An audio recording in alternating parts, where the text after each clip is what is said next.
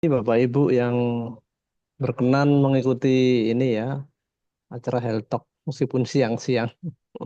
Soalnya biasanya kalau Health Talk diadakan malam itu selain bulan Ramadan itu diadakan setiap hari Kamis malam ya.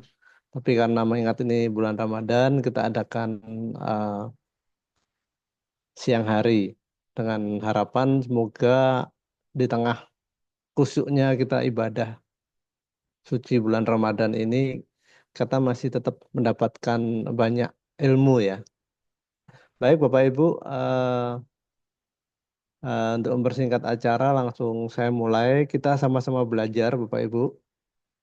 Sama dengan Bapak Ibu, saya juga terus mencari hal-hal yang baru. Semua ilmu itu terus berkembang Bapak Ibu. Dan syukur bahwa hari ini meskipun dengan susah payah ya kita mendapatkan ada satu benang merah yang baru lagi. Kalau minggu lalu kita ada membahas sesuatu yang beda, ini ada yang baru dan baru lagi. Itu yang buat kami semangat seperti itu. Baik, kalau gitu saya mohon izin untuk share screen.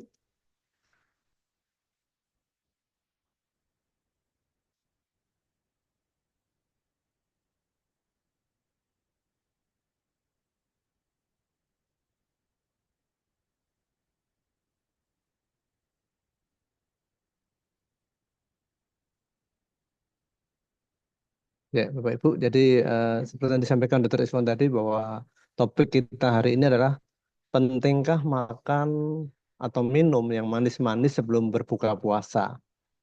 Karena ini kadang-kadang banyak orang yang saling menyalahkan. Aduh, kamu kena diabetes, jangan makan yang manis-manis. Jangan terlalu ini ya. Apalagi ada di luar sana yang bilang gula itu adalah bahwa jangan makan karbo dan sebagainya dan sebagainya. Nanti kita akan bahas kira-kira lebih bijak seperti apa nanti akan ketemu Bapak Ibu.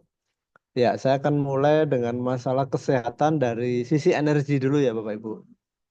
Kalau kita bicara tentang kesehatan, tentu kita nggak akan lepas dari masalah pembangkitan energi. Ada hal yang menarik pada waktu kita mempelajari tentang aura, dengan gambar kuning ini ya. Jadi seseorang itu dikatakan sehat, itu yang tengah nih ya. Auranya rata dan tidak ada yang whole. Tapi pada orang yang sakit, nah di sini ada yang mengalami whole. Nah, mungkin kalau dia whole-nya di sini, kemungkinan dia ada gangguan anxiety, ada gangguan insomnia biasanya di sini. Ya, kalau ada gangguan yang lain di sini ada whole dan sebagainya itu biasanya di situ. Kenapa? Kalau kita berpikir tentang tubuh manusia itu setiap bagian itu kan ada organ, misalnya organ tangan, organ kepala ini kan bagian dari organ. Kemudian di dalam organ itu ada jaringan, di dalam jaringan itu ada sel. Kurang lebih sel-sel di sekitar organ itu kalau dia mengalami hole atau lubang seperti ini, berarti dia dalam pembangkitan energinya dia kurang, Bapak Ibu. Tapi kalau yang sehat ini kan rata, berarti artinya bahwa seluruh selnya itu bisa menghasilkan energinya dengan baik. Tapi ada yang beda lagi. Ada yang energinya terlalu berlebihan. Nah, ini ternyata menurut keterangan di sini orang yang mengalami alergi, orang yang pola berpikirnya kurang santai dan sebagainya itu dia mengalami ini ya pemborosan energi ya. Nah, kalau ini dibiarkan lama-lama juga sakit. Jadi idealnya seperti yang di tengah ini. Ya, kalau kita bahas tentang energi, mungkin Bapak Ibu pernah dengar namanya BMR atau body mass eh, basal metabolisme rate ya. Kemudian ada NEAT. Ini saya juga baru dengar. Ternyata NEAT itu adalah non-exercise activity thermogenesis ya. Jadi pada posisi orang itu tidak bergerak, itu bisa diukur kalor yang dia hasilkan itu berapa. Nah, ini nanti bisa nanti akan saya bagikan ya karena ini banyak tulisan. Jadi seperti itu. Jadi eh, NEAT ini ternyata juga bisa menjadi ukuran seseorang itu sehat, energinya bagaimana. Itu bisa dijadikan ukuran. Ya, ada satu hal yang menarik kita pelajari dari ini ya dari medsos. Ada beberapa pelaku-pelaku kesehatan yang ingin sehat itu ternyata tentu mereka sudah ini ya literasi mereka juga banyak ya. Ternyata agar mereka dia ingin sehat dan selalu berenergi mengatakan bahwa energi itu bukan hanya bisa diperoleh dengan pasif, bukan hanya dengan makan dan kemudian dengan makan saja maksudnya, tapi juga harus bisa diperoleh dengan apa? Harus bergerak. Jadi exercise minimal adalah 150 menit per minggu. Kemudian juga makan tentu ya. Tapi makan itu bukan satu-satunya. Dan yang ketiga adalah dengan cukup tidur. Yang keempat, mental health itu juga perlu. Kemudian hydrates atau minum yang cukup. Kemudian ada banyak hal lagi. Jadi kadang-kadang juga perlu meluangkan waktu untuk refreshing itu juga perlu ya. Itu kita bahas tentang energi. Ya, pada beberapa minggu yang lalu kita sering bahas tentang manusia itu ibaratnya seperti mesin. Mesin menghasilkan energi, manusia juga. Tapi bedanya kalau mesin mobil misalnya dia menghasilkan energi hanya dari bensin ya. Tapi manusia itu unik. Manusia menghasilkan energi itu bisa dari 4 sumber. Pada kondisi normal dia menghasilkan energi bahan bakarnya adalah berupa glukosa dan asam lemak. Tapi pada kondisi tidak biasanya, maka energi itu bisa dihasilkan dari keton dan asam amino. Ya, yang lalu selalu kita bahas yang kondisi sehat atau normal. Ya. Nah, saat ini kita bahas yang puasa ya Bapak Ibu ya. Ternyata bahwa puasa yang sekarang Bapak Ibu jalani itu bagus sekali ya. Karena dia kita puasa rata-rata kan masih di sekitar 14 jam ya ke bawah ya, maksimal 16 jam. Sebagian besar adalah ini ya, eh, tubuh kita itu akan mengalami namanya food cleaning, Bapak Ibu.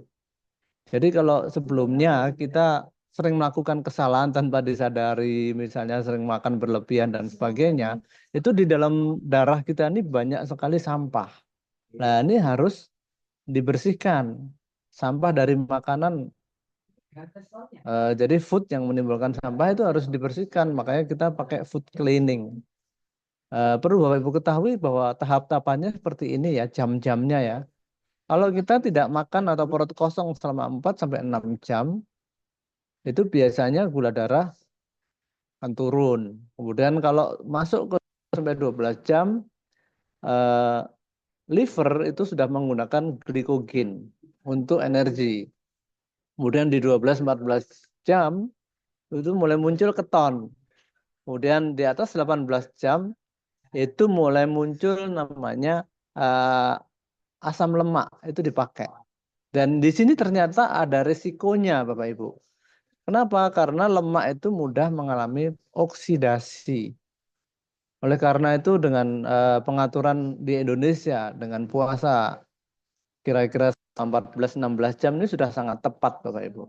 Kenapa? Karena kita masih menggunakan keton dan untuk pemakaian lemak itu masih kurang begitu ini ya, kurang begitu dominan. Jadi kita bisa bebas kita atau menurunkan risiko dari oksidasi dari asam lemak.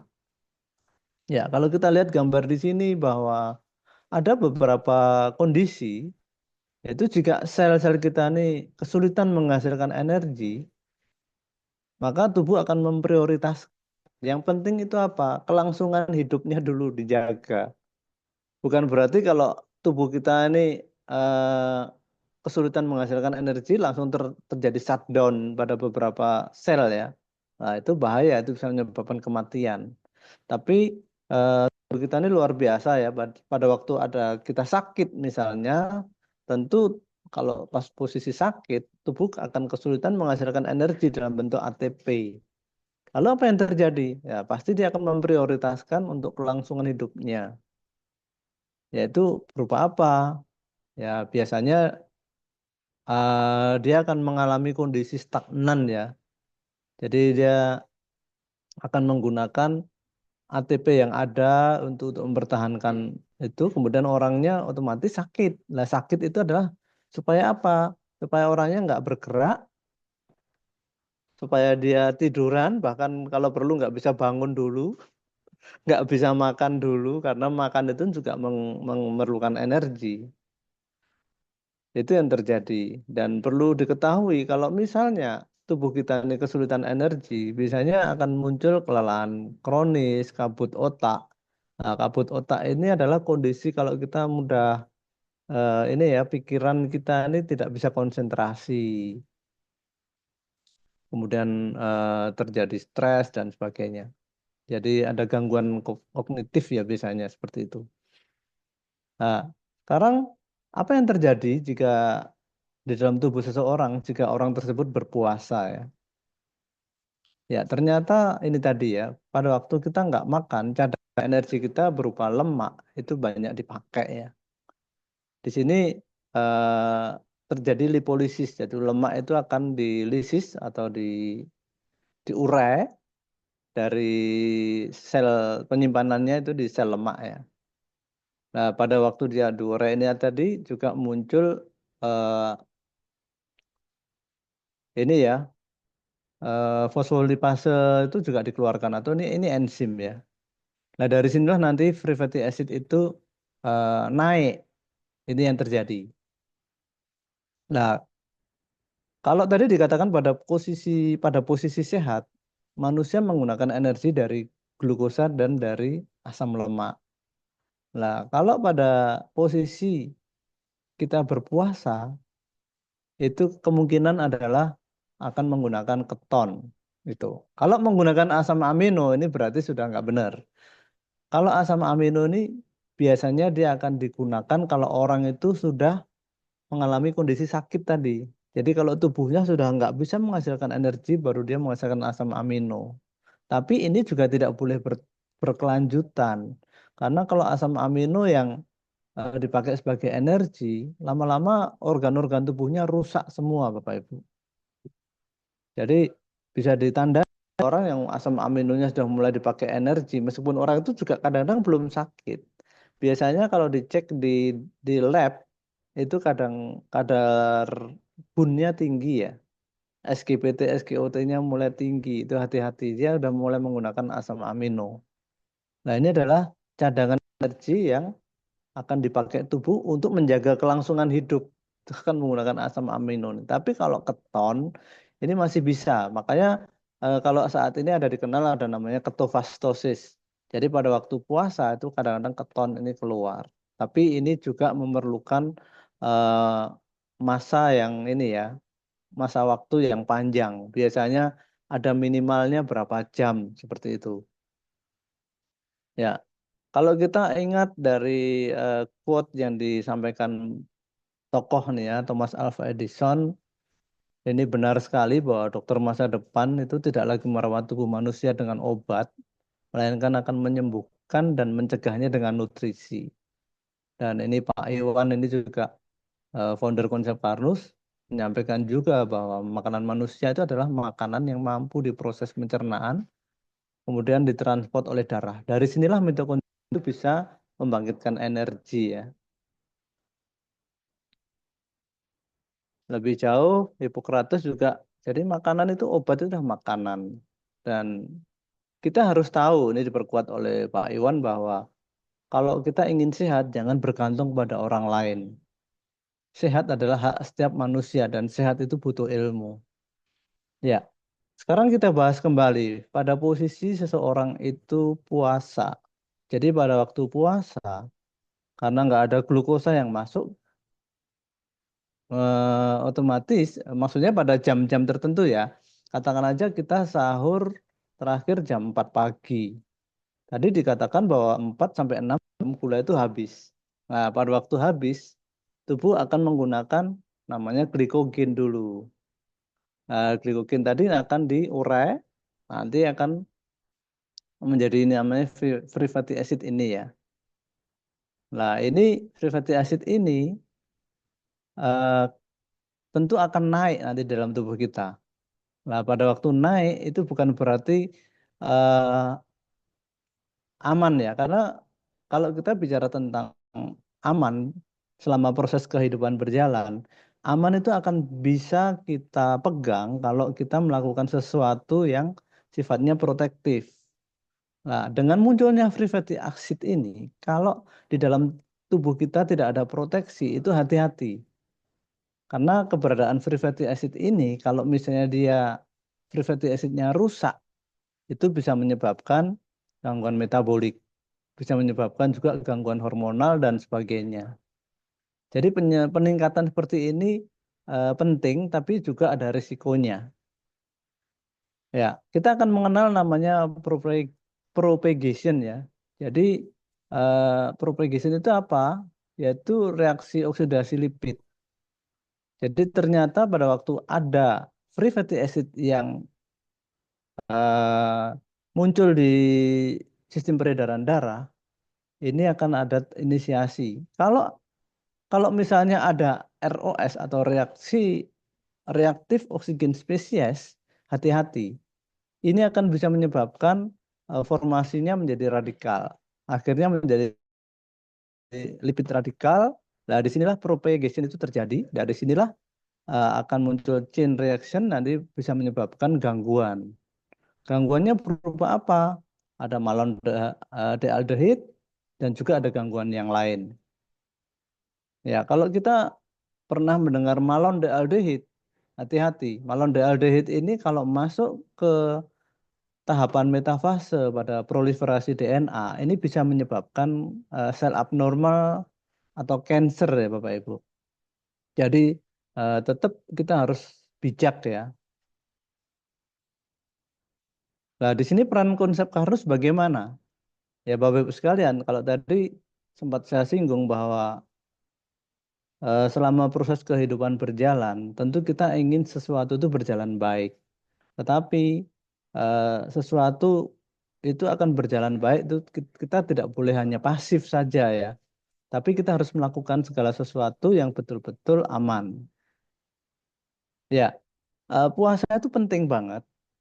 Kenapa? Karena pada waktu kita tidak puasa, itu kita nggak sadar bahwa di dalam tubuh kita ini banyak sekali sampah metabolit.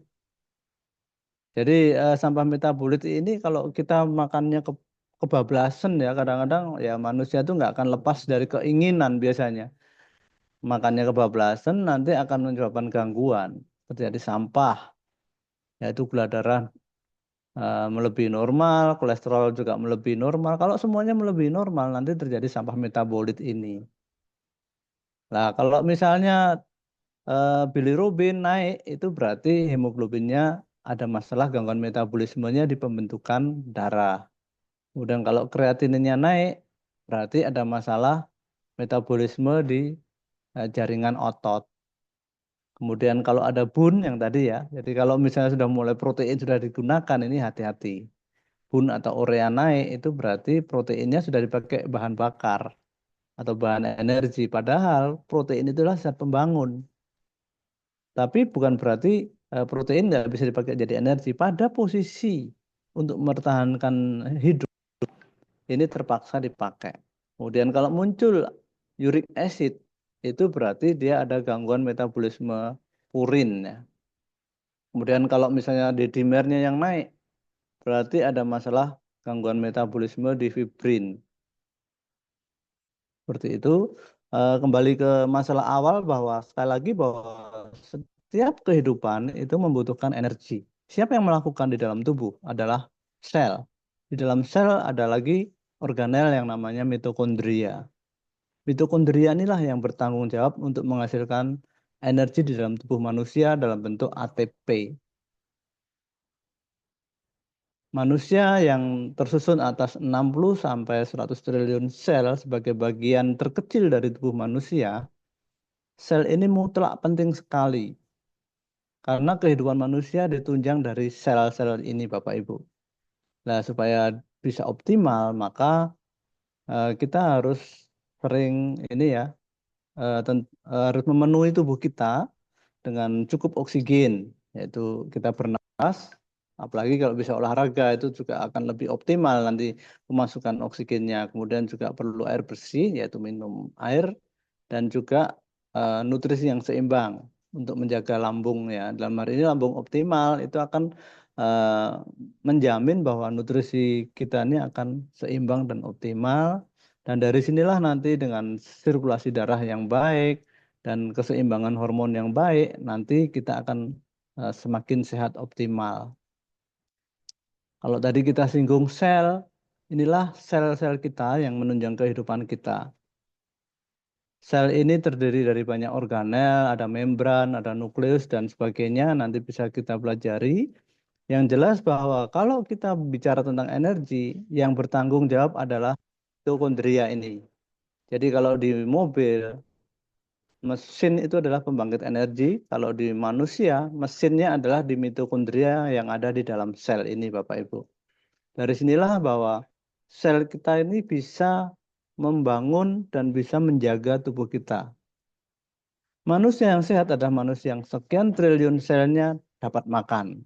Ya, ini adalah quotes yang selalu kami pakai ya, karena apapun yang terjadi selama selnya ini nggak mendapatkan materi yang diperlukan, semua jadi masalah. Dan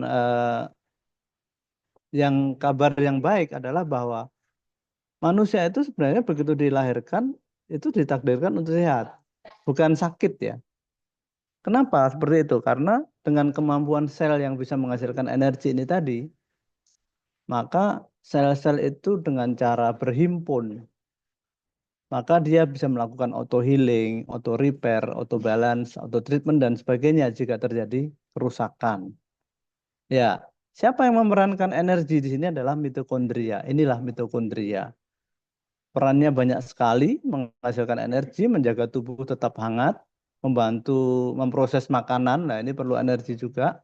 Kemudian membantu mengelola tingkat mineral dengan sistem pompa sel, kemudian mengendalikan sistem kekebalan tubuh, membantu membuang limbah dan sebagainya.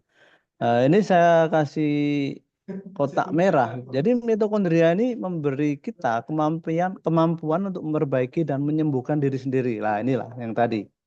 Jadi kalau manusia itu sakit, itu memang keterlaluan, Pak Agu. Tapi kita juga nggak bisa menyalahkan ya, karena manusia itu kadang-kadang ada keterbatasan. Jadi sakit itu adalah suatu kondisi abai atau lalai, entah banyak hal ya. Apakah dia sengaja atau mungkin tidak tahu. Jadi itulah yang menyebabkan bahwa kita sakit. Tapi ingat bahwa kalau mitokondria kita ini bisa berfungsi dengan baik, kita jamin bahwa tubuh kita ini sebenarnya bisa melakukan penyembuhan dan perbaikan dirinya sendiri. Di sisi lain, mitokondria itu juga eh, berpotensi atau mempunyai kemampuan untuk memutuskan kapan sel itu harus mati. Karena sel itu ada umurnya ya, termasuk untuk cancer. Mitokondria juga memungkinkan otot kita berkontraksi dan sebagainya. Jadi rahasia sederhana untuk umur panjang dan sehat itu terletak pada mitokondria kita. Energi berasal dari mitokondria. Jadi ibaratnya pembangkit listrik, mitokondria ini kalau pembangkit listriknya lemah dan berkinerja buruk, maka kita akan merasa sesuatu tidak beres. Yaitu apa? Mudah merasa lelah. Meskipun kita ini sudah tidur panjang, tapi kok bangun tidur masih lelah. Lah ini hati-hati, berarti ada yang nggak beres pada pembangkit listriknya atau pada mitokondrianya. Tanda-tanda lain dari fungsi mitokondria yang buruk adalah energi rendah, kemudian muncul kabut otak tadi ya, yang menyebabkan tidak bisa konsentrasi. Kemudian kalau ada sakit, pemulihannya lambat.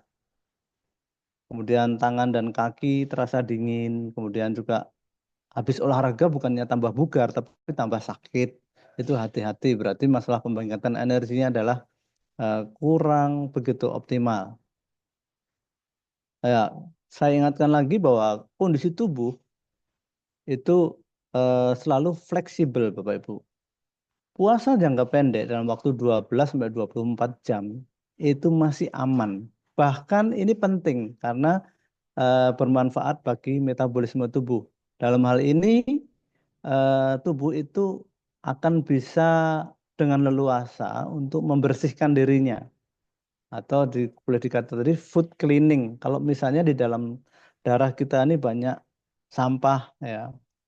Jadi sampahnya berupa apa ya? Biasanya berupa gula yang berlebihan atau lemak yang berlebihan.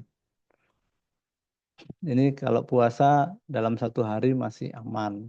Kalau puasa selama 2-3 hari itu tubuh menggunakan cadangan energi dari lemak. Ini bisa menyebabkan kelelahan ya paling ya. Kalau lebih dari 7 hari ya ini bahaya nih kehilangan massa otot, kemudian sistem imun mulai lemah. Nah kalau lebih dari itu akan lebih berat lagi. Seperti itu Bapak Ibu. Jadi Bapak Ibu beberapa hal yang dapat membantu mengoptimalkan gula darah yaitu kita harus tahu bahwa ketika gula darah optimal itu insulin itu menghambat lipolisis. Ketika kadar gula darah turun, glukagon atau kebalikan dari hormon insulin dan kortisol itu akan merangsang lipolisis. Jadi ada eh, beberapa ilmuwan itu mengatakan bahwa kita puasa itu sebenarnya eh, pada posisi lipolisis ini dan seseorang puasa yang kondisi puasa itu kadang-kadang seperti kondisi orang stres karena apa kortisol juga udah mulai keluar. Nah, oleh karena itu disinilah kita dengan mengetahui hal ini kita akan semakin bijak. Kalau kita melakukan puasa itu bagaimana? Jangan sampai kita betul-betul masuk ke stres yang sesungguhnya ya Bapak Ibu. Memang kondisinya mirip stres, tapi ini adalah hanya tujuannya untuk bersih-bersih ya. Ya, ada beberapa hal yang jelas bahwa lipolisis ini kalau terjadi terus-menerus tidak terkontrol, ini kurang baik ya Bapak Ibu. Nah, supaya dia terkontrol, makanya proses lipolisis ini harus eh, harus dikendalikan ya. Ada obat-obatan yang bisa menurunkan lipolisis itu aspirin. Tapi secara alamiah, kalau kita makan makanan yang manis-manis, maka lipolisis ini juga akan turun. Kenapa kok proses lipolisis ini harus dikendalikan? Ya, ya, ini mengulang materi yang lalu bahwa makanan manusia supaya kita bisa berenergi, maka kita makan karbohidrat, protein, dan lemak. Energi manusia itu diperoleh dari glukosa, sebagian besar dari glukosa dan dari lemak. Tapi di sini yang perlu kita ketahui bahwa glukosa itu proses pemecahannya itu sederhana ya. Dia hanya perlu kurang lebih 4 langkah. Nanti akan terakhir menghasilkan senyawa namanya asetil-CoA. Dari sinilah jadi energi. Tapi ingat bahwa glukosa yang berlebih nanti juga disimpan dalam bentuk lemak. Dan kita harus ketahui bahwa meskipun eh, perubahan glukosa menjadi energi ini sederhana, tapi dia tetap memerlukan namanya ATP dan juga memerlukan enzim. Nah, artinya apa? Bahwa tubuh kita ini tetap memerlukan ATP awal dan memerlukan enzim. Dan kalau gula itu lebih mudah dalam menghasilkan ATP, bukan berarti bahwa gula itu tidak penting. Jadi kalau tadi yang saya sebut di depan bahwa oh gula itu jahat, gula itu tidak baik, itu tidak sepenuhnya benar Bapak Ibu. Kenapa? Dengan eh, ini ya, dengan siklus perubahan dari glukosa menjadi asetil-CoA yang siklusnya hanya 4 step ini, maka gula itu cepat dibuat menjadi ATP. Meskipun dia juga memerlukan ATP juga, tapi tetap bahwa ini paling mudah jika dibandingkan dengan eh, proses penguraian lemak atau kolesterol. Ya, kolesterol itu seperti ini, Bapak Ibu. Oke, kita lewati aja. Yang jelas bahwa proses perubahan lemak menjadi energi itu langkahnya panjang. Secara kasar ada kurang lebih 9 langkah ya. Dan sama dengan perubahan dari gula menjadi energi, setiap tahapan itu memerlukan ATP dan enzim. Nah, kalau tadi gula hanya 4 langkah, itu perlu ATP tentunya nggak banyak, tapi segera menghasilkan ATP. Tapi kalau lemak, dia perlu ATP yang banyak karena ada 9 langkah. Dari lemak ke kilomikron dia perlu ATP. Kilomikron ke kolesterol perlu ATP. Dari kolesterol ke trigliserid sama, semuanya perlu ATP. Jadi kalau gula tadi dia hanya perlu 2 ATP, bisa dibayangkan bahwa lemak ini kurang lebih perlu hampir puluhan ATP, baru dia bisa jadi energi. Lah, semisal Bapak Ibu, kita buka puasa, langsung kita makan lemak, apa yang terjadi? Tubuh kita akan semakin terzolimi Bapak Ibu. Karena untuk merubah lemak menjadi ATP, dia perlu menjadi energi atau ATP, dia itu memerlukan ATP yang sudah jadi sebelumnya. Meskipun nanti juga akhirnya jadi ATP juga. Memang gede. Lemak ini dalam satu molekul lemak itu bisa menghasilkan kurang lebih 16 ATP. Nah, dari sinilah bahwa eh, ATP awal supaya lemak ini bisa berproses didapat dari mana? Ya dari gula ini tadi. Oleh karena itu, kesimpulannya bahwa kalau kita berbuka puasa dengan minum yang manis-manis itu benar. Tujuannya apa? Supaya 9 langkah. Kalau misalnya kita sudah berusaha melakukan food cleaning, padahal yang di cleaning ini adalah lemak, dirubah menjadi energi dalam rangkaian mekanisme yang disebut sebagai beta oksidasi tadi, tentu dia memerlukan banyak ATP. Nah, kalau gulanya nggak ada, ATP-nya dari mana di situ pertanyaannya. Jadi sekali lagi Bapak Ibu bahwa akhirnya kesimpulannya apa? Bahwa gula itu penting. Memang kalau makan gula kita tuh sel kita sebagai pembangkit energi listrik itu mutlak membuat eh, maaf ini terjemahannya nih saya terjemahannya nggak seolah lagi. Jadi seolah-olah dalam hal pembangkitan energi tubuh manusia itu sebenarnya lebih hebat dari matahari dikatakan seperti itu. Di mana pada posisi istirahat atau NEAT tadi ya, non exercise activity thermogenesis tadi, itu tubuh manusia itu bisa menghasilkan energi 8,3 juta kali lebih banyak energi per kilogram massa dibandingkan matahari. Jadi gula itu luar biasa, dia tetap diperlukan dan akhirnya kalau misalnya proses pembangkitan energi ini berjalan, maka manusia itu bisa mengolah, mengatur semua yang ada di dalam tubuhnya itu dengan baik. Baik dalam hal pengaturan energi, kemudian pengaturan keseimbangan hormon, dan sebagainya. Termasuk proses mengolah makanan pun dia memerlukan energi. Jadi kalau misalnya saat kita berpuasa, jadi waktu sahur, ada gula yang dikonsumsi dari karbohidrat. Waktu buka ada gula yang dikonsumsi. Itu bukan berarti itu menempuh bahaya. Memang kalau kebanyakan iya Bapak Ibu. Tetapi perlu kita pahami bahwa gula ini adalah elemen dasar yang diperlukan sebagai energi awal atau energi aktivasi awal supaya semua proses di dalam tubuh manusia itu bisa berjalan dengan baik. Ya, seperti inilah bahwa ada grafiknya. Jadi proses metabolisme itu biasanya diawali dari gula dulu. Baru dari sini nanti yang lain-lainnya pun akan mengikuti Bapak Ibu. Dan siapa yang berjasa di sini? Yang berjasa adalah lambung Bapak Ibu. Jadi kita mendapatkan gula dari mana? Dari nasi atau langsung dari glukosa sendiri. Begitu masuk ke dalam lambung dia akan dirubah menjadi glukosa. Tapi kita juga memerlukan senyawa yang sangat mutlak penting yaitu protein, Bapak Ibu. Oleh lambung, protein ini dirubah menjadi asam amino. Memang lemak tidak diproses di lambung ya, dia langsung masuk ke dalam usus, masuk ke dalam darah.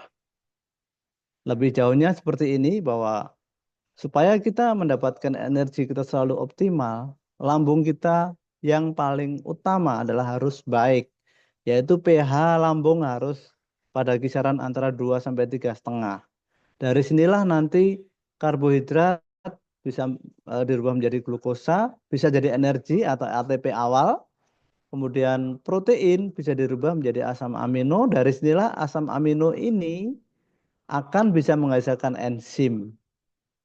Kalau enzim lipasenya cukup dari asam amino, maka kolesterol yang ada di dalam tubuh manusia itu akan bisa dirubah menjadi asam lemak. Dari sinilah bahwa energi manusia dari gula dan dari lemak itu bisa dihasilkan. Dari sinilah kita akan sehat optimal, Bapak Ibu. Nah, kalau misalnya terjadi gangguan seperti ini, bagaimana? Kalau asam amino tidak bisa dihasilkan, hati-hati. Otomatis kolesterol gagal dipecah menjadi asam lemak. Dari sinilah terjadi ketimpangan energi.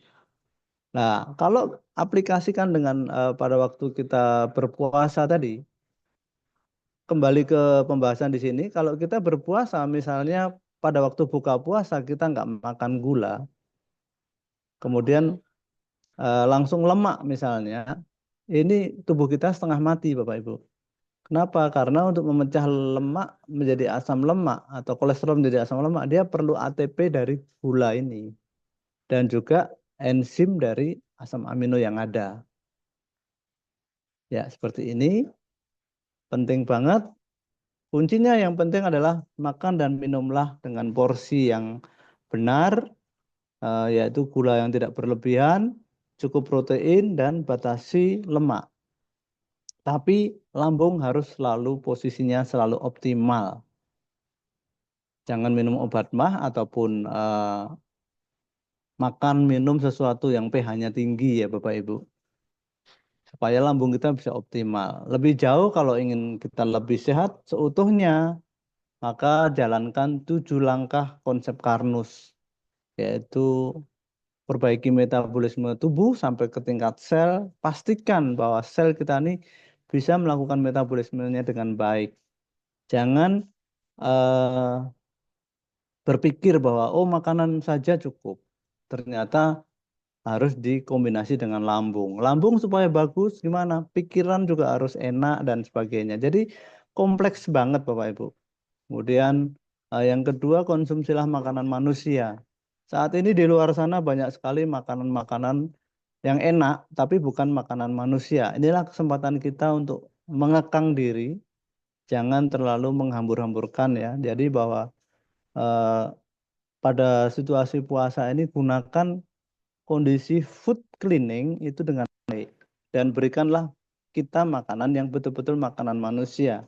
Makanan bukan manusia, mungkin Bapak Ibu ada yang belum dengar, yaitu makanan yang tidak bisa diolah oleh tubuh.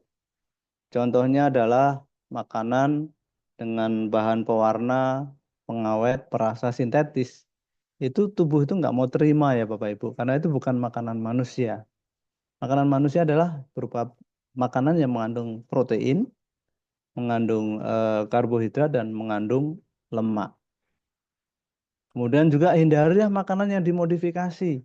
Aleh-aleh katanya, oh makanan itu mengandung lemak. Tapi lemaknya kalau dilakukan proses pemasakannya dengan tekanan tinggi, misalnya creamer misalnya, ternyata begitu dikonsumsi tidak bisa dicerna.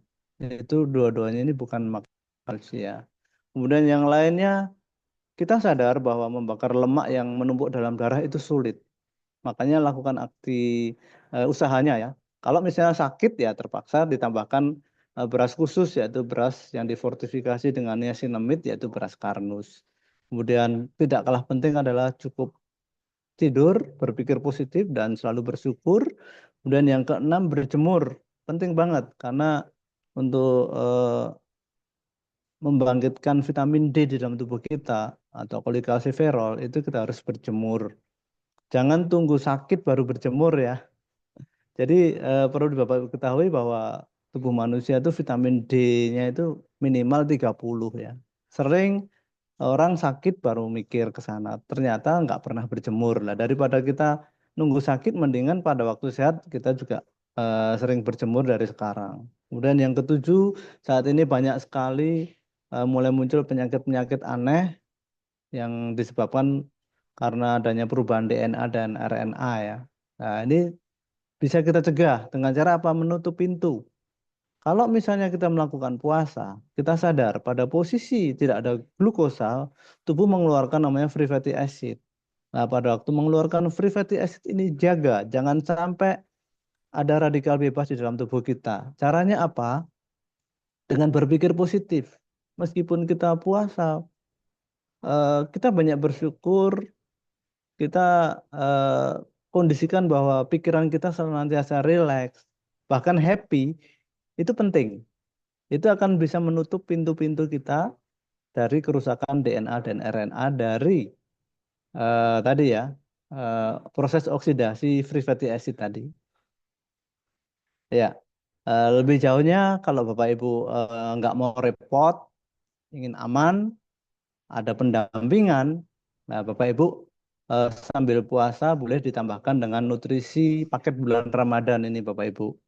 Yaitu akan mendapatkan satu box AG Karnus, dua pack Algati dan satu box AL Karnus plus pendampingan nanti biayanya sekitar 977.000 ini ya.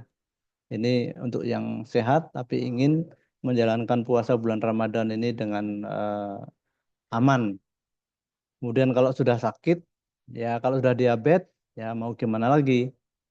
Penyembuhan diabetes itu tidak bisa hanya dengan obat, tidak bisa hanya dengan nutrisi saja. Oleh karena itu, kita luncurkan paket program pendampingan. Di sini nanti akan eh, di dalamnya selain diberikan nutrisi, juga ada pendampingan oleh dokter, oleh ahli gizi, dan pemeriksaan-pemeriksaan yang penting. Dan yang penting adalah monitoring.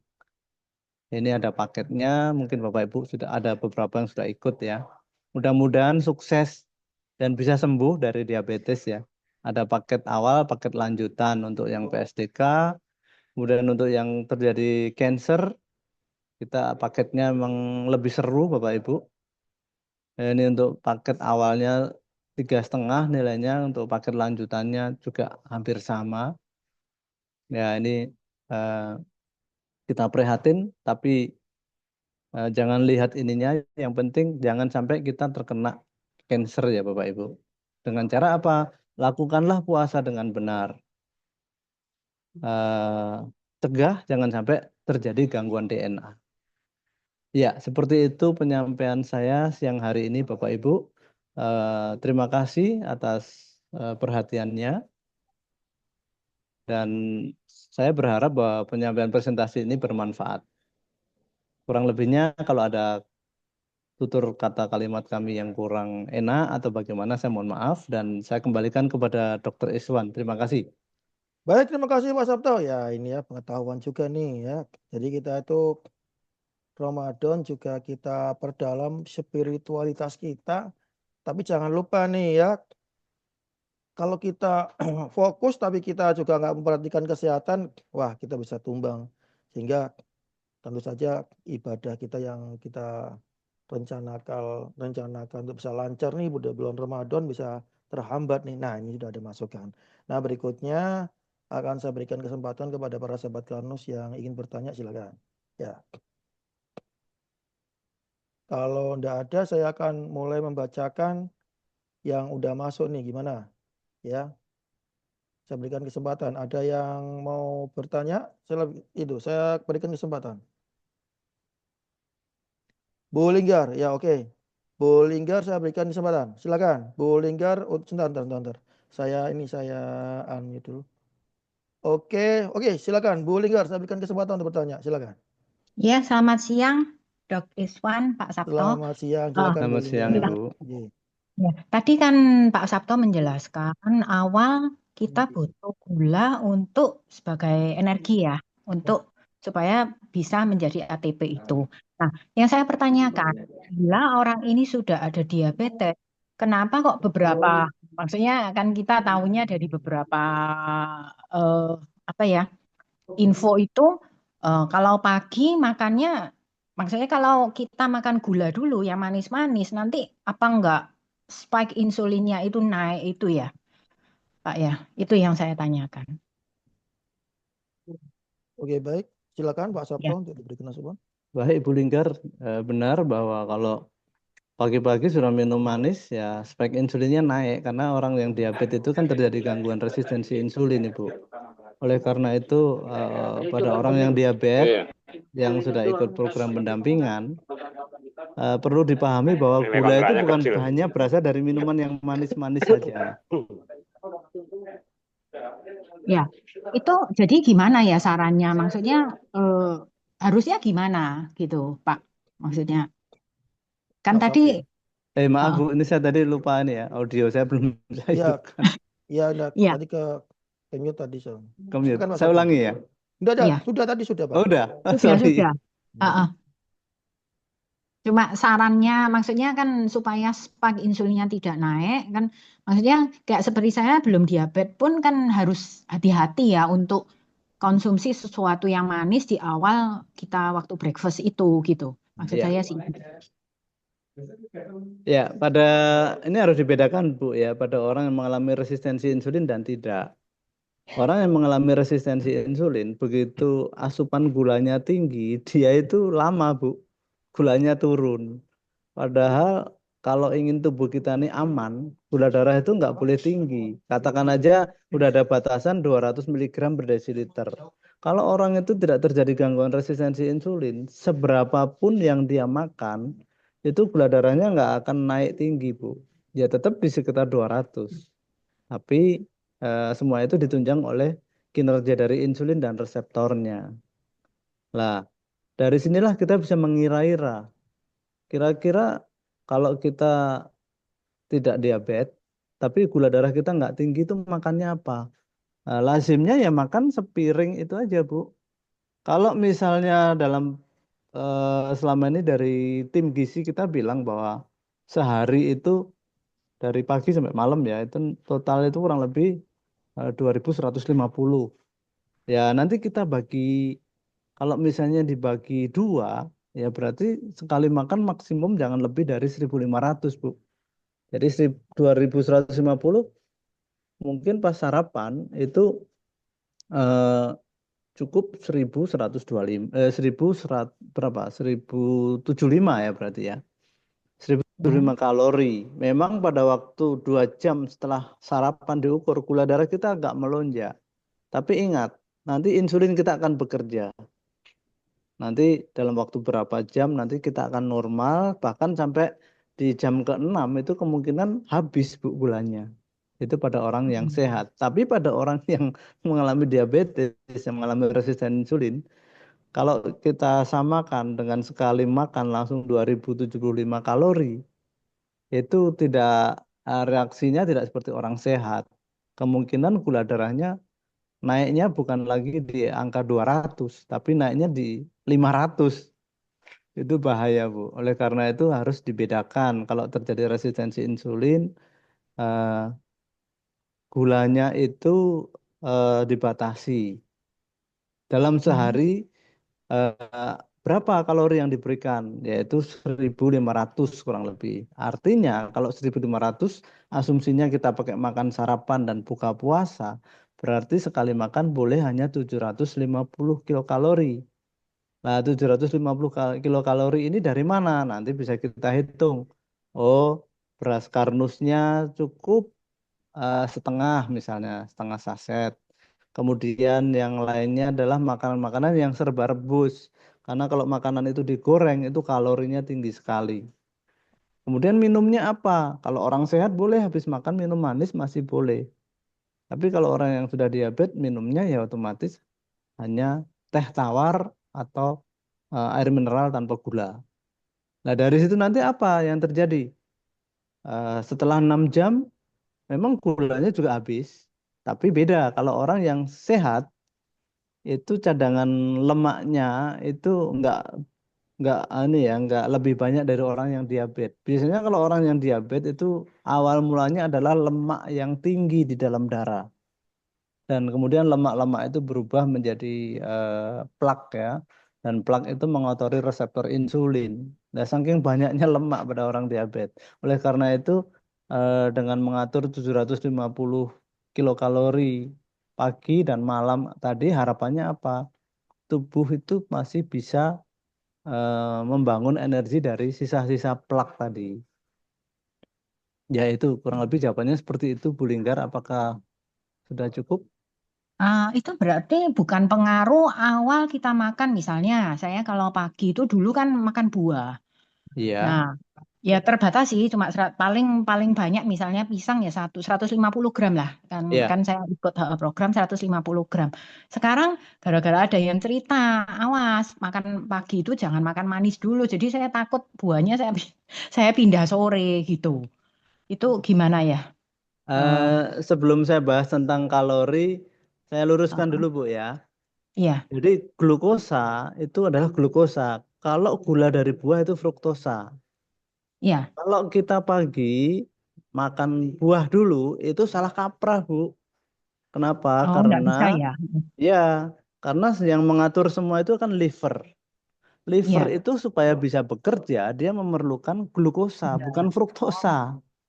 Iya, iya, iya, iya. Artinya, kalau misalnya kita pagi-pagi nggak makan apa-apa, makan buah, liver kita ini belum dikasih makan, tapi sudah dipaksa untuk kerja, kasihan livernya. Makanya orang-orang yang eh, mengandalkan makan buah pagi, maka Iya. rata-rata livernya bermasalah. Biasanya Oh, SGPT, SGPT-nya tinggi di situ. oh, Nah, enggak. ya Ah, itu udah sudah di banyak jurnal mengatakan seperti itu dan banyak yang mengalami sendiri, Bu. iya. Nah, Ya, maksud saya jadi gini. Jadi saya biasanya sih buah, tapi langsung makan. Jadi misalnya ada nasi, jadi karbo, sebaiknya tetap makan dulu, Bu. Buah itu harus eh, buahnya iya, terakhir gitu ya berarti ya. iya. Gitu kan? Mungkin buahnya Oh, tengah atau tapi kan tidak lazim ya. Yang jelas iya. secara metabolik seperti itu jalurnya. Lah, kemudian bedanya Oh, gini, kalau pagi itu langsung minum manis, oh, oh. ada satu pemahaman lain. Kalau kita minum manis, gula darah kita naik. Pada waktu Iya, gula darah naik, otomatis lapar kita nggak ada. Kita nggak akan merasakan lapar. Nah, dari situlah nanti misalnya ibu mau olahraga berat misalnya, dengan minum iya. manis pasti nggak mau makan. Nah, pada waktu Hmm, nggak mau makan ini, hati-hati. Lambung kita itu tetap memerlukan makanan yang bervolume, Bu ya. Jadi iya, makanan yang bervolume supaya apa? Supaya lambung kita bisa melakukan motility. Kalau misalnya kita hanya minum manis, kemudian kita nggak makan, itu juga bahaya dari satu sisi. Di sisi lain, kalau minum manis dulu awal, kemudian kita nggak berolahraga, itu juga bahaya karena apa? Minuman yang manis tadi sudah kita singgung bahwa kalau kita kelebihan gula, gula itu juga disimpan dalam bentuk lemak di situ. iya. Iya, Ya Oke intinya ya. harus makan berimbang ya. iya Hmm, berimbang Ibu. udah Ya, clear ya penjelasan ah, dari ya, Pak makasih. Sabto ya. Oke, ini Makasih juga Ya, Bu makasih Linggar. Pak. masukan Ya, juga buat yang lain ya selain Bu Linggar, semua sahabat Karnus. Juga jangan salah kaprah nih ya dalam dalam menerapkan ini pola asupan makan apalagi selama bulan Ramadan ini ya. Supaya apa? Kita juga tetap bisa sehat yang optimal ya. Baik, saya akan masuk ke pertanyaan yang sudah masuk di kolom chat. Saya bacakan. Yang pertama dari Ibu Kartika ya. Bertanya beliaunya sebelum menggunakan keton dan asam amino, apakah ketika puasa, ketika tidak ada asupan glukosa, sumber energi mengambil dari lemak atau asam lemak. Dan ini malah bagus buat kesehatan karena mengurangi asam lemak misalnya di liver. Nah, gimana nih Pak Sabto Ya, penjelasan? benar ya Bu Kartika bahwa tubuh itu pasti mengambil asam lemak. Dan ini sangat bagus untuk menangani fatty liver. Jadi kalau selama ini fatty liver dengan obat itu ya lucu. Karena untuk mengatasi fatty liver ya apa ya harus dengan fasting dan harus dengan olahraga. Itu adalah yang paling logik ya. Hanya yang perlu diketahui di sini, kalau tadi mungkin saya nggak sempat singgung bahwa pada waktu asam lemak atau free fatty acid ini sudah mulai diurai oleh enzim, kemudian free fatty acid ini banyak beredar di dalam darah. Memang maksudnya baik ya, karena free fatty acid ini nanti akan menjadi energi. Tetapi ingat, kalau misalnya tubuh kita merilis free fatty acid terlalu banyak, kemudian di tubuh kita ini ada ROS atau reactive oxygen species. Misalnya ada logam di dalam darah, atau mungkin ROS dari sumber lain, misalnya kita stres, itu hati-hati. Free fatty acidnya itu bisa berubah menjadi malondialdehyde. Itu yang maksud saya. Artinya bahwa kalau malondialdehyde muncul berarti risiko terjadinya mutasi DNA dan RNA itu terbuka. Oleh karena itu puasa itu penting banget, tetapi jangan sampai pada proses perjalanannya langsung menjadi bumerang ya. Caranya apa? Lakukanlah puasa ini dengan senang hati, tanpa ada keterpaksaan ya. Kemudian kalau misalnya di dalam tubuh kita ini sudah banyak kita sadari ya, atau mungkin hanya mengira-ngira ternyata banyak reaktif oksigen spesies, maka kendalikanlah reaktif oksigen spesies tadi dengan penetral radikal bebas. Yaitu apa? Dengan antioksidan yang cukup pada waktu buka puasa atau pada waktu malam sebelum tidur. Perbanyaklah mengkonsumsi makanan yang mengandung antioksidan. Kalau di sini kita ada AT Carnus ya, atau Algati. Itu adalah antioksidan yang sangat kuat ya. Itu Dokter Iswan jawaban Oke kami. ya, jelas sekali ya penjelasan dari Pak Sabto, memang benar ya dari apa yang tadi ditanyakan dan sesuai dengan pernyataan dari Bu Kartika tentunya ya. Kemudian berlanjut ke pertanyaan dari Fatih Atira. Mohon tanggapannya Pak Sabto ya tentang metode diet yang saat ini sedang ramai, yakni carnivora diet. Nah, ini bagaimana ini Pak Sabto? Silakan. Ya, kalau carnivore diet di satu sisi memang dia baik, tapi itu tidak bisa kita lakukan sepenuhnya ya. Pernah kami singgung di Health Talk sebelumnya, carnivora diet ini kan eh, ini ya makan makanan yang berasal dari hewani ya, unsur hewani ya. Itu kita lihat sendiri bahwa kayak orang-orang Eskimo, orang-orang pelaku atau ini ya pemain sumo, atlet sumo Jepang itu itu carnivora diet itu. Itu umurnya nggak panjang, Bapak Ibu. Itu harus kita pelajari dulu. Kemudian tadi kita singgung bahwa proses pengolahan dari lemak menjadi energi itu perlu waktu yang panjang. Otomatis kalau misalnya liver kita bermasalah itu nggak bisa.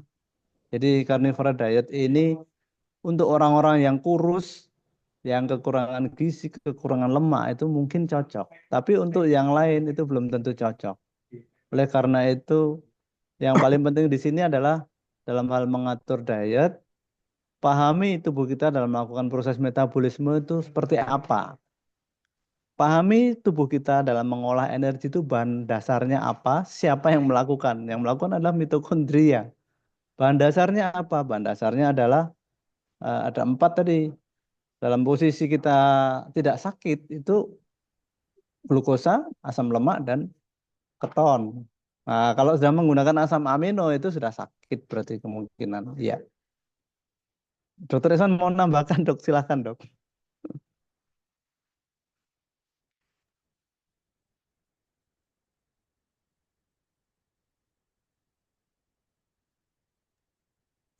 Saya kira sudah cukup ya Pak Sabto penjelasannya. Saya akan berlanjut ke pertanyaan berikutnya dari Ibu Kartika, yaitu bagaimana cara mengaktifkan mitokondrianya. Silakan Pak Sabto. Ya, mitokondria itu rusak itu kalau kita stres. Kenapa? Karena kortisol itu dengan pengeluaran kortisol. Kortisol itu jahat banget ya. Dia akan langsung membuat mitokondria itu rusak atau disebut sebagai mitokondria damage ya. Kalau dia rusak ya sudah nggak bisa apa-apa. Terus bagaimana cara mengaktifkannya mitokondria? Ya, yang paling penting adalah jangan stres, jangan banyak kortisol. Kemudian ada beberapa eh, obat-obatan yang bisa menyebabkan kerusakan mitokondrianya. Saya agak lupa, nanti akan saya susulkan ya, nanti coba mitokondria itu kalau dari zat kimia itu apa. Tapi yang jelas dari stres mitokondria kita nggak aktif. Terus cara Hmm. mengaktifkannya gimana? Kalau tadi ya dengan 7 langkah tadi, 7 langkah konsep Karnus tadi, yaitu apa? Aktifkan metabolisme tubuh sampai ke tingkat sel. Kemudian jangan mengkonsumsi makanan-makanan yang susah di urai ya. Jangan mengkonsumsi makanan-makanan yang bukan makanan manusia. Karena ada beberapa makanan itu yang berasal dari bahan-bahan sintetis itu sebenarnya bukan makanannya manusia, itu makanannya tumbuhan itu. Contohnya adalah makanan dengan perasa sintetis misalnya. Ternyata waktu ditaburkan di tanaman anggrek, anggreknya subur. Terus bagaimana kalau dimakan oleh manusia? Misalnya bumbu, bumbu instan itu ya, dari mie instan itu kalau ditaburkan di anggrek itu anggreknya subur. Nah, kalau itu masuk ke tubuh manusia akan setengah mati. Meskipun orangnya pun ya mungkin baik-baik saja, tapi sebenarnya itu bukan makanan manusia. Yang lainnya untuk mengaktifkan mitokondria adalah cukup tidur dan juga berjemur sinar matahari. Itu akan membuat mitokondria kita aktif dan selain itu juga kita harus bergerak ya. Makanya tadi dikatakan bahwa energi itu tidak bisa kita dapatkan dengan pasif, tapi kita harus aktif bergerak. Orang yang tidak aktif bergerak otomatis mitokondrianya tidak aktif. Dari situlah cadangan ATP-nya akan sedikit, dari situlah nanti dia akan mengalami namanya energi yang terbatas. Ya, itu jawabannya. Terima kasih. Baik, eh, pertanyaan berikutnya dari Ibu Ruli.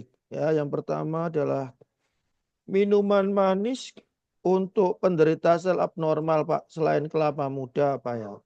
Kemudian yang kedua, jika setelah olahraga rasanya ngantuk, apakah normal? Dan baiknya olahraga dilakukan sebelum atau sesudah makan, Pak. Monggo Pak Sabto silakan.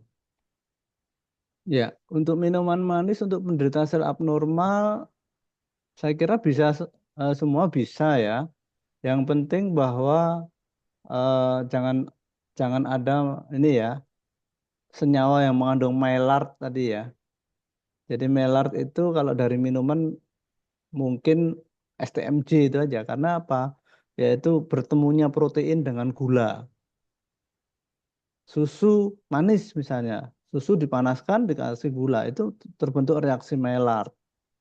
Itu tidak baik. Jadi tidak usah terlalu takut Bu, meskipun sel abnormal. Percayakan kepada tubuh kita selama energinya cukup, maka tubuh manusia itu akan bisa namanya melakukan auto repair tadi ya.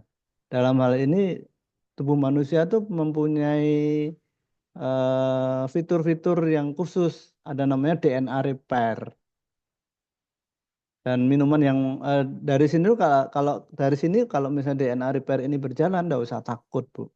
Yang kedua, minuman manis yang aman untuk sel abnormal itu ya kayak misalnya kelapa muda itu boleh, tapi dengan gulanya gula pasir saja. Jangan gula merah. Gula merah itu justru kurang baik. Kemudian teh manis itu cukup dengan gula pasir tadi ya. Tapi jangan terlalu banyak. Kita karena apa? Karena kalau misalnya di tubuh kita ini ada sel abnormal yang lagi aktif dengan dikasih banyak gula, dia akan semakin merajalela dia. Tapi dengan membatasi minuman manis tapi tetap diberikan, maka itu memberikan kesempatan tubuh kita untuk melakukan energi aktivasi awal. Dari situlah proses metabolisme bisa berjalan, proses DNA repair-nya bisa lebih kuat, dari situlah kita akan aman. Kemudian kalau misalnya kita olahraga justru mengantuk, ya ini adalah tanda-tanda bahwa pembangkitan energi kita nih masih kurang. sangat limit ya. Nah, jangan berkecil hati, lakukan olahraga jangan berlebihan. Biasanya kalau ngantuk itu biasanya olahraganya berlebihan. Karena untuk melakukan olahraga ini kita perlu energi yang besar. Kemudian sebelum olahraga pastikan bahwa asupan gula di dalam tubuh kita ini cukup. Asupan gula dari mana ya? Kalau misalnya kita lagi sahur, sahurnya itu mesti ada gulanya. Apakah gulanya dari karbohidrat, ada sedikit minuman manis, tetapi habis itu bergerak. Bergerak sekuatnya ya, tapi jangan kelelahan. Itu yang pertama. Kalau misalnya sudah sore, nah, untuk menandainya gimana? Kalau tubuh bisa mengolah gluconeogenesis dari lemak menjadi gula, keton tadi ya, itu tanda-tandanya biasanya sekitar jam 1, jam 2 siang. Awal mulanya lemes, tapi habis itu lemesnya hilang. Itu berarti tubuh sudah berhasil mengolah asam lemak tadi menjadi energi dan bisa mengolah ini ya keton, lemak itu menjadi keton dan gliserol itu untuk menjadi energi cadangan. Dari situlah kita boleh olahraga tapi jangan berlebihan. Mungkin biasanya jalannya mungkin selama 30 menit ya jalannya 10 menit aja. Yang penting bergerak. Ya dari situ. Untuk yang olahraga sebaiknya sebelum atau sesudah makan, Pak. Olahraganya kalau misalnya posisi low energy sebaiknya sesudah makan tapi jangan kelelahan karena olahraga tadi hanya untuk mengaktifkan mitokondria dengan asumsi kalau nanti sudah aktif eh, aktivasi energinya berjalan nanti masih tersisa energi dalam tubuh kita sehingga pada waktu kita menunggu sampai buka kalau kita puasa ya itu energinya masih cukup. Enggak, Jadi maksudnya bisa bisa sesudah dan juga sebelum. hmm, Pada posisi seperti ini, kalau ada gangguan metabolik, itu memang setelah sahur sebaiknya bergerak tapi ringan, tetapi sebelum buka juga harus bergerak tapi juga ringan. Asumsinya gitu. Jangan kalau pada waktu siang-siang, jam 12 gitu jangan jangan. olahraga. Iya. Kalau secara umum, Pak, kalau secara umum Kalau secara olahraga umum, olahraga itu enaknya sebelum atau sesudah makan gitu. Beliaunya tanya seperti itu. kalau secara umum ya sebaiknya makan dulu sebelum olahraga, sesudah Makan dulu. makan. Hmm. Iya, tapi makannya jangan banyak. Oh, gitu. Secukupnya aja, iya. Secukupnya untuk istilahnya Energi gitu untuk awal, energi yang dipakai untuk olahraganya itu ya, Pak ya. Untuk iya. gitu. Baik, baik. Oke, kalau gitu saya akan berlanjut ke pertanyaan berikutnya dari Bu Sita. Ketika kita punya pelanggan seorang yang kurus, tetapi tidak mau makan beras karnus, apa yang harus dikonsumsi terlebih dahulu? Apakah memakai agi karnus dan algati atau alkarnus, al karnus dan algati? Dan bagaimana urutan makannya? Loh, nggak mau makan beras karnus Pak, ini apa nih? Ini. Silakan Pak Sabto. Ya, ini kalau dia kurus, ini harus dipastikan dulu. Kita nggak bisa berasumsi, Bu. Kurus ini kenapa? Apakah di dalam tubuhnya ada gangguan metabolik atau mungkin gangguan metabolik plus sel abnormal? Kalau sudah dua hal ini terjadi, ya tidak bisa tidak. Ini harus ada karbohidrat yang masuk. Ya, kalau ingin aman ya memang dengan beras karnus.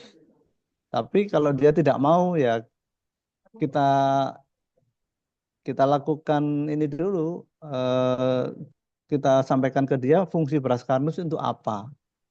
Kalau memang beras karnusnya nggak enak, boleh ditambahkan dengan misalnya ditambahin pandan atau ditambahin apa sedikit kelapa, tapi jangan banyak-banyak ya, supaya dia lebih ini. Nanti rasanya kayak tiwul yang dikasih parutan kelapa itu. Hmm. Nggak bisa tidak, Bu. Kenapa? Karena kalau dengan AG Karnus dan Algati dan AL Karnus ini masih kalorinya masih kecil banget. Tapi kalau misalnya dia kita suruh minum konsumsi beras putih itu kan enggak ada seratnya, juga enggak ada niasinamidnya juga kurang ya. itu masih kurang. Selain jumlahnya harus sedikit, juga masih berisiko. Lah kalau dengan beras karnus ini manfaatnya gede, risikonya kecil. Jadi ya mohon diedukasi, Bu. Kalau misalnya beras karnus nggak bisa, terpaksanya beras merah dulu. Itu akan lebih aman. Kemudian urutan-urutannya yaitu kalau misalnya baru awal pertama sebelum makan ya AL Karnus dulu. AL Karnus, kemudian makan pagi, kemudian sorenya juga AL Karnus dulu baru makan sore atau makan malam. Nah nanti kalau AL Karnusnya sudah habis baru beralih ke AG Karnus. Kemudian Algatinya kapan? Algati itu 30 menit sesudah selesai makan. Semuanya dilakukan 2 kali sehari ya. Jadi kalau AL Karnus masih dikonsumsi, AG-nya skip dulu. Tapi AT-nya atau Algatinya dikonsumsi sesudah makan. Tapi kalau AL Karnusnya sudah habis, baru AG Karnus. Nah, ternyata di tengah perjalanan minum AG Karnus, perutnya masih kurang nyaman, ya terpaksa AG Karnusnya di blender, tambahkan dengan 2 potong waloh, waloh atau buah ini ya apa labu kuning yang direbus. Dari situ nanti mudah-mudahan perutnya bisa menerima dengan baik dan ada kekuatan energi yang berlipat dari situ. Ya. Oke ya, semoga menjawab pertanyaan dari eh tadi dari siapa ya? Dari Bu Sita, ya Ibu Sita. Dan sebelum saya berlanjut ke pertanyaan yang berikutnya, saya ingin berikan ini ya satu pertanyaan untuk yang sudah raise hand, yaitu Pak Soki. Silakan Pak Soki, saya berikan kesempatan. Ya, Oke, baik. Terima silakan. kasih, Dok. Ini Ya, saya lagi ngikutin dari rumah sakit nih ceritanya. ya silakan Oh, Pak Soki. ya, langsung saja. Begini, Dok. Tadi Ya, disampaikan di apa namanya di fasting apa ya, yang mengenai daftarnya. Itu disebutkan kalau autopagi itu terjadi pada sekitar di atas 24 jam. Sementara di sekitar 18 jam itu terjadi oksidasi, kemungkinan terjadinya oksidasi lemak gitu, Dok. Nah, dalam hari ini bagaimana? Apakah maksudnya kalau kita ingin menuju ke state autopagi dengan alasan tertentu, apa banyak risikonya itu, Dok, termasuk terjadinya oksidasi lemak dan lain sebagainya. Mungkin itu aja. Terima kasih. baik Pak Soki, terima kasih. Pertanyaannya silakan Pak Sabtono diberikan asupan. Baik, Pak. Jadi memang benar bahwa autofagi itu semua orang itu menginginkan yang baiknya ya. Tapi tentu kondisi tubuh setiap orang itu berbeda, Pak. Nah, kalau misalnya seseorang itu ROS-nya sedikit, kemudian dia juga sudah ROS-nya sedikit, kemudian dia juga rutin mengkonsumsi antioksidan yang cukup, otomatis proses autofagi itu bisa berjalan dengan baik. Pada waktu dia masuk di fase ini ya, free fatty acid oxidation tadi, dia aman. Tapi pada orang yang sudah ada gangguan metabolik, bahkan terjadi sel abnormal, kemudian di dalam tubuhnya kita berasumsi masih banyak ROS dan juga unsur-unsur yang lain yang menyebabkan ROS itu masih berisiko. Nah, dari sini apa yang harus kita jalankan? Yang harus kita jalankan adalah jangan terlalu memaksa untuk proses oksidasi sebelum tubuhnya itu betul-betul cukup dengan antioksidan dan secara mental health itu belum siap. Karena kalau misalnya kita paksakan kita hanya fokus di eh, ini apa autofagi, tapi mental health-nya belum siap. Lah pas proses perjalanannya dia stres misalnya, nah, itu justru terjadi eh, free fatty acid oksidasinya cukup tinggi. Oleh karena itu apa yang harus dijalankan? Makanya di konsep Karnus ini masalah fasting itu tidak begitu disinggung-singgung karena kita lebih fokus di pembangkitan energi. Boleh fasting sebatas untuk cleaning food. Kalau sudah sampai masuk ke fase autofagi, hati-hati. Tubuh atau di dalam pembuluh darah itu banyak berkeliraan, itu adalah keton. Keton itu kalau kita analisa, keton itu terdiri dari asetoasetat atau CH3 COOH, yaitu rumus kimianya. Berarti dia asam. Kalau misalnya orang itu sudah terkena CA, memaksakan autofagi, darahnya asam. Kira-kira apakah makin baik atau makin buruk? Seperti kita ketahui, orang yang terkena CA itu biasanya darahnya asam. Nah, di situ kita harus bijak di situ. Kesimpulannya selama ini, eh, coba nanti Dokter Iswan juga ingat-ingat kembali ya. Selama ini dalam mengawal pasien-pasien yang mengalami CA, itu biasanya kita hati-hati sekali. Tidak semuanya boleh melakukan fasting. Kondisinya dilihat dulu. Kalau misalnya kondisinya belum siap, energinya belum cukup, ya nggak usah puasa dulu dengan pertimbangan-pertimbangan yang betul-betul matang ya. Memang kita eman sayang sekali kalau orang itu tidak bisa menjalankan puasa ya, secara ego kita seperti itu. Tapi kan eh, makna dari puasa sendiri kan bukan hanya masalah rame-rame. Yang penting tanggung jawab pribadi kita. Setiap orang kita beda dengan orang lain dalam hal ibadah. Kondisi dan tanggung jawabnya beda. Itu dok mungkin mau ditambahi Dokter Iswan. Iya, iya. Baik, ini mengobati orang bukan dengan cara itu ya, sesuatu yang beresiko. Kalau kita me- apa namanya mencari tadi itu proses autofagi dan sebagainya beresiko, berarti seperti melaparkan pasien, yaitu Iya. beresiko tentunya. Ya, tidak juga kita penasarankan untuk proses seperti itu. Kalau tujuannya itu malah beresiko dan itu tentu saja berakibat potensi untuk berakibat yang buruk Pak Sabto ya. Jadi kalau konsep Karnus itu fokusnya adalah bagaimana untuk memperbaiki kecukupan nutrisi sel itu. Itu proses itu yang kita kejar.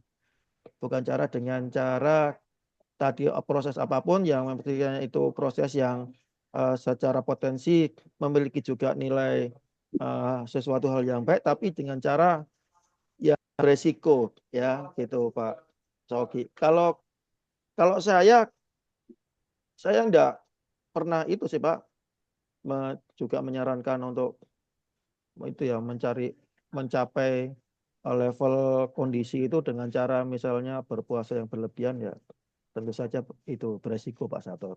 Iya. Kalau saya sih gitu ya, gitu ya Pak Boleh Soki. Jadi boleh kalau dikit lagi dok. Boleh dikit lagi. Ya, ini kan artinya kan memang menunjukkan bahwa syariat Islam itu kan di atas segala-galanya, gitu kan. Artinya kalau memang mau puasa ya puasalah seperti yang disyariatkan benar, iya oleh agama kita, gitu kan. Nah, tuh, cuman saya begini dok, ini saya bicara tentang posisi orang sehat ya. Saya biasanya iya, kalau puasa itu menjelang berbuka, setelah beribadah lah katakanlah kan, itu biasanya malah melakukan olahraga dok, dalam rangka ya angkat beban dan juga mungkin sedikit treadmill gitu ya. Ah, itu dalam rangka menaikkan apa?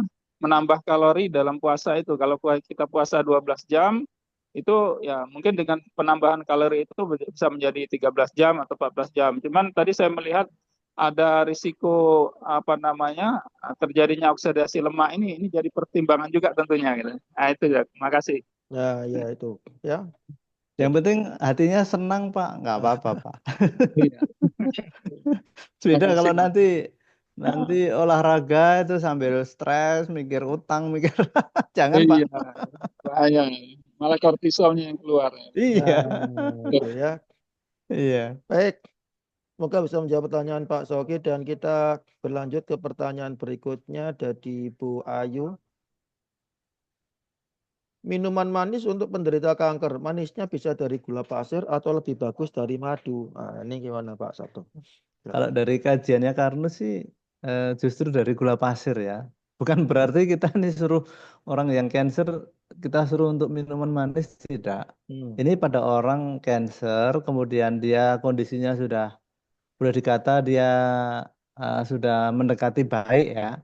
Hmm. Kemudian dia boleh puasa. Nah, itu pada waktu buka saja. Tapi kalau dia tidak melakukan puasa, penderita cancer itu nggak boleh minuman manis. Baik dari madu atau dari gula kurang ya. Hmm. Kemudian kalau misalnya memang kita tahu bahwa madu itu fungsinya luar biasa ya, dia sebagai antiinflamasi dan banyak hal. Ya, selama madu itu asli, boleh itu untuk pada waktu buka puasa tambahkan sedikit aja. Selama ini minum madu itu rata-rata minimal saya lihat 1 sendok makan. Sebenarnya setengah sendok aja udah cukup. Jadi jawaban saya Bu bahwa kalau misalnya eh, untuk minuman manis lazimnya memang dari cukup gula pasir aja. Kalau ada madu yang asli boleh, tapi ingat di ini ya kadang-kadang hati-hati kalau madunya itu ternyata hanya fruktosa karena itu banyak dijual di toko bahan kimia ya. Fruktosa itu dijual literan. Dan ya sayangnya ya kita nggak ini ya nggak mengejudge ya. Saya soalnya pernah kena juga beli madu loh kok ternyata fruktosa. Ya sebenarnya ini pilihan yang sulit ya Dokter Iswan. Gimana dok, menurut Dokter Iswan? Ya, kalau untuk penderita kanker, ya tentunya memang sarannya saya memang untuk mengurangi ya konsumsi dua-duanya itu Pak ya, sarannya. Tapi juga harus dilihat dari kondisi umumnya ya. Kalau kondisi secara umum KO-nya buruk, KO-nya rendah ya harus itu ya mengkonsumsi mungkin salah satu dari keduanya itu. Dan tentu saja tadi kalau misalnya untuk gula pasir sama madu mungkin secara energi langsung bisa itu Pak ya, untuk bisa Gula pasir. dipergunakan untuk sebagai energi adalah gula pasir ya. Itu daripada madu yang mungkin memerlukan waktu untuk bisa dikonversi sebagai sumber energi yang siap untuk digunakan gitu. Tapi sekali lagi itu dilihat dari kondisi umum mereka yang menderita mengidap penyakit kanker ya Pak Sabto ya, Jadi kalau nggak bisa saya lihat. dipukul rata dok ya. Iya, tapi kalau dalam kondisi pada tahap-tahap kondisi umumnya baik ya, tentu dengan kondisi tentu saja yang harus dipahami adalah kondisi pengidap penderita kanker juga bisa kondisinya baik secara umum ya, meskipun menderita kanker. Nah, pada saat itu harus ada pengaturan dari menu makan yang harus diterapkan tentunya yang agak sedikit ketat, salah satunya dengan mengurangi asupan gula ya Pak Sabto, baik itu bentuk disakarida seperti gula pasir maupun bentuk yang itu ya, yang monosakarida ya, fruktosa Iya. maupun campuran glukosa dari entah itu dari buah, entah itu dari gula merah ataupun dari madu ya. Ini sekaligus menjawab pertanyaan berikutnya Pak Sabto tadi ada yang tanya Iya. untuk gula pasir sama gula merah. Nah, ya gula merah ini mewakili sisi pada madunya ya. Gula merah dan gula Ya pasir kalau tadi ya. selama ini di Karnus itu sudah kita pelajari ternyata gula merah itu kurang baik Bu. Nah, Terutama kalau misalnya dia dipanaskan. Gula merah bisa menyebabkan melar. ah, Jadi kalau misalnya gula merah boleh tapi yang nggak usah dipanaskan. Jadi langsung diulek sama bumbu pecel atau bumbu gado itu nggak apa-apa. Tapi kalau sudah dicampurkan di air panas, misalnya di hotel ya kadang-kadang ada sugar yang white sugar sama brown sugar itu hati-hati kalau kita bikin teh di hotel kemudian kita kasih tuangkan air panas yang suhunya di atas 70 derajat itu brown sugar atau gula merah itu justru bisa menyebabkan melar. Nah, kalau ingin lebih aman justru gula putih karena gula putih untuk menyebabkan melar itu lebih kecil resikonya. nah itu Gitu ya ya. faktor-faktor resiko seperti itu hal-hal yang harus kita tutup sebenarnya untuk faktor resiko sekecil apapun ya. Jadi supaya apa? Supaya terutama yang sedang mengalami gangguan sel abnormal ya, sehingga tidak istilah awamnya tidak memperparah kondisi ya gitu Pak Sabto ya untuk hal-hal itu. Itu termasuk dari penerapan pola hidup sehat. Jadi mulai dari pengaturan pola minum makan harian termasuk tadi itu ya yang diedukasikan oleh Pak Sabto. Makanan-makanan yang aman, lalu makanan-makanan yang beresiko itu sebaiknya juga harus diperhatikan ya. Supaya apa? Kita benar-benar maksimal untuk melaksanakan pola hidup sehat. Harapannya juga bisa mendukung kita dalam menangani kondisi sel abnormal yang sedang ada atau masih aktif di dalam tubuh kita tentunya. Baik, berlanjut ya untuk pertanyaan berikutnya. Ini dari ini saya pilih-pilih aja ya karena buahnya ini waktunya juga mepet. Ini nih dari Pak Anwar Lagaligo. Izin bertanya Pak Sabto, bila terjadi sakit ma atau asam lambung saat puasa, itu sebab umumnya apa ya Pak? Kemudian apakah ada konsep kanus untuk pencegahan mak atau asam lambung saat puasa atau di luar puasa? Oh ini mewakili mereka yang baru ya mengenal konsep kanus. Silakan Pak Sabto mungkin bisa diberikan masukan. Singkat saja Pak Sabto. Ya, sakit MAH itu terjadi karena ketidakseimbangan ya antara asam lambung dan dinding lambung.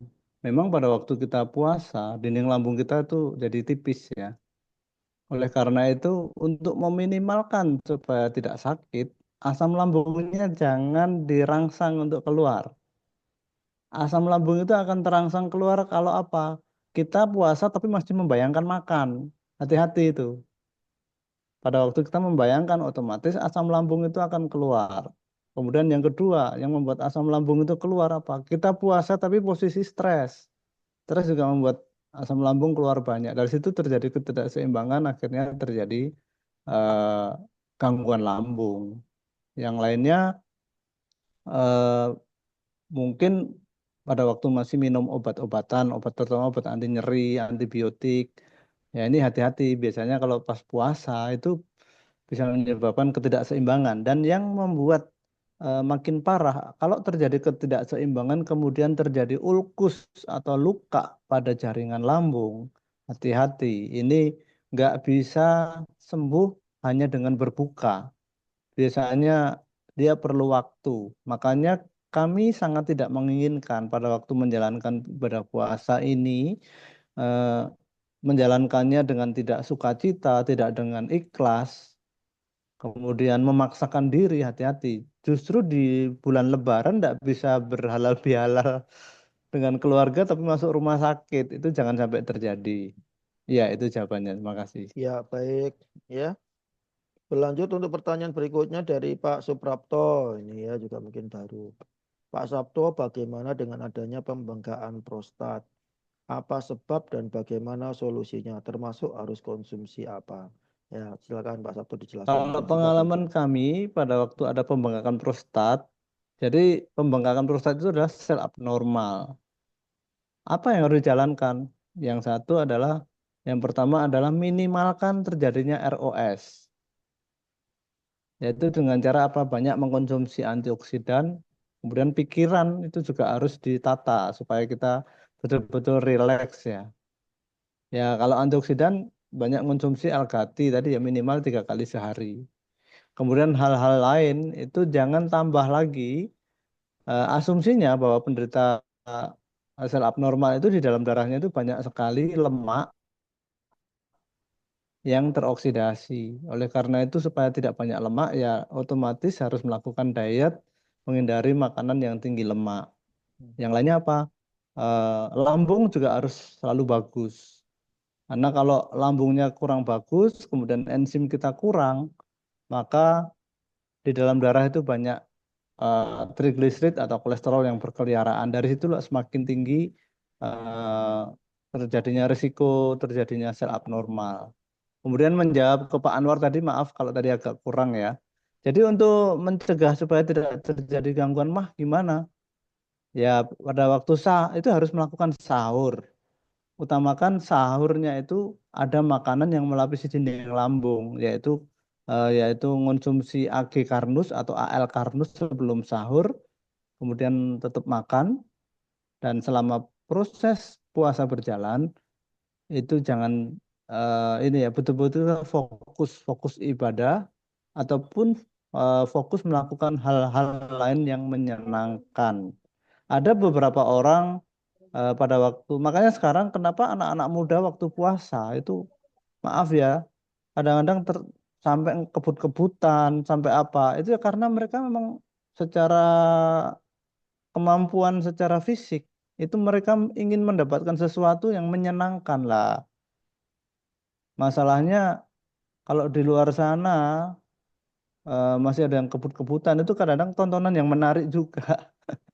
Nah, itu tugasnya para kita orang tua untuk mengarahkan. Sebenarnya untuk menyenangkan hati itu tidak perlu dengan kebut-kebutan.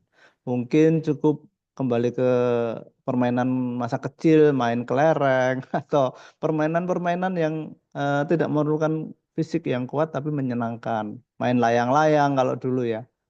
Kadang main bola daripada kebut-kebutan itu. Ya, itu jawaban saya untuk Pak Prapto dan juga Pak Anwar. Terima kasih. Baik ya, sebagai tambahan untuk Pak Suprapto, tentu kami sarankan ya, ini juga untuk para sahabat kanu semua ya, yang memiliki masalah seperti Pak Suprapto ataupun masalah kesehatan yang lain, silakan untuk mendaftar pada sesi konsultasi khusus ya, private konsultasi, dan juga disampaikan bagi mereka yang sedang mengalami masalah ya, baik itu penyakit degeneratif maupun penyakit sel abnormal, gak usah berkecil hati ya, patah harapan, kecewa, sedih, dan sebagainya. Tidak usah sampai seperti itu. Karena apa? Insya Allah tentu saja masih ada harapan untuk sembuh. Gimana caranya? Langsung saja mengikuti program P3D. Program pendampingan dan penanganan penyakit degeneratif ya, termasuk juga sel abnormal. Gimana caranya dan juga bagaimana caranya untuk mendaftar sesi konsultasi? Mudah saja, silakan untuk mendaftar baik itu sesi konsultasinya atau ingin mendapatkan informasi lebih lanjut atau ingin langsung mendaftar langsung. Di mana? Di hotline Karnus Care di 0821 4586 1240. Sekali lagi bagi yang ingin bertanya tentang informasi lebih lanjut ataupun mendaftar sesi konsultasi private yang lebih dalam tentunya, atau mau yang langsung mendaftar program P3D ya, apapun itu masalah kesehatannya, silahkan nanti bisa langsung kontak di hotline Karnus Care di 0821 4586 1240, atau bisa langsung bertanya pada Mita Kranus yang tadi mengajak untuk join pada acara Health Talk pada siang hari ini ya. Baik para sahabat Kanu semua, tentunya kita juga ingin menjawab semua pertanyaan, masih banyak nih pertanyaan Pak Sabto, tapi waktu juga yang memisahkan kita. Tapi jangan khawatir ya, jangan sedih hati ya, karena apa? Health Talk masih akan hadir kok ya secara rutin untuk menyambangi para sahabat Kanu semua. Karena itu jangan sampai lewatkan ya informasi tentang Health Talk Konsep Kanus. Karena kami akan selalu hadir untuk bisa menjawab semua pertanyaan-pertanyaan dari para sahabat Kanu semua, dan kami akan selalu mengangkat tema-tema yang dekat dengan masalah-masalah keseharian yang tentu saja banyak dialami oleh para sahabat Kanus semua.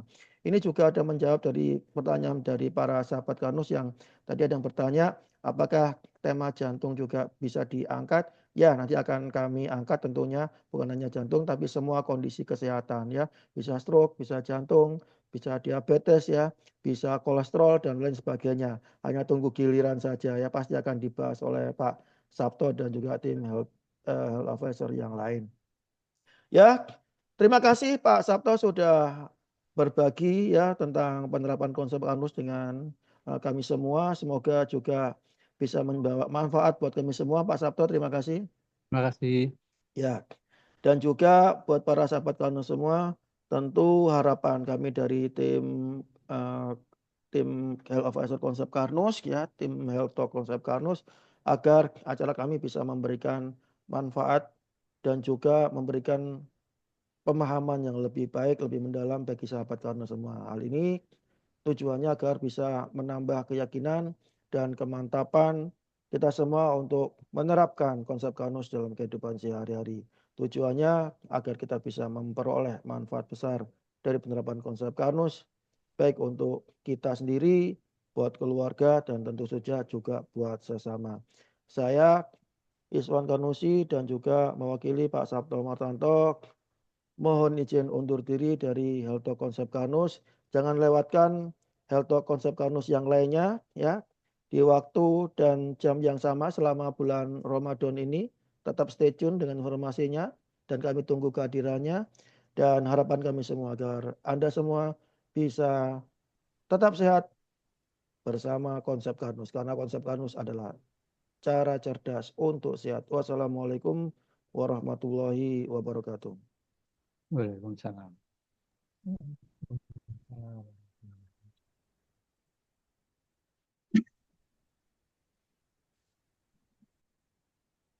Dari Saripati Bumi Nusantara, berpadu dengan pemikiran anak-anak bangsa, dengan kerendahan hati kami persembahkan